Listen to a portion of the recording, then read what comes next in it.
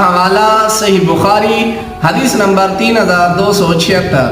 رسول اللہ صلی اللہ علیہ وآلہ وسلم نے ارشاد فرمایا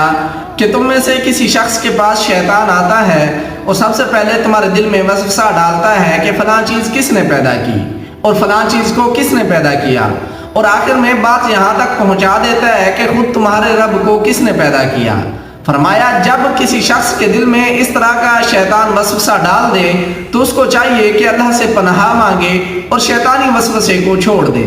تو سامعین کرام، بیان کردہ حدیث سے ہمیں بڑی اہم نصیحت کی گئی ہے۔ جیسے موجودہ دور میں ہم بیٹھے ہوتے ہیں، کسی کتاب کا مطالعہ کر رہے ہوتے ہیں تو ہمارے دل میں بعض دفعہ خیال آ جاتا ہے کہ یار اللہ تعالیٰ ہر چیز پر قادر ہے۔ اللہ تعالیٰ نے دیکھو کتنی بڑی مخلوقات پیدا کی ہیں، کتنی بڑی کائنات پیدا کی ہے، کتنا بڑا یہ زمین اور آسمان کا نظام پیدا کیا ہے، اور پھر بیٹھے بیٹھے اچانک سے ہمارے دل میں خیال آتا ہے کہ جب کچھ نہیں تھا تو اس وقت کیا تھا دنیا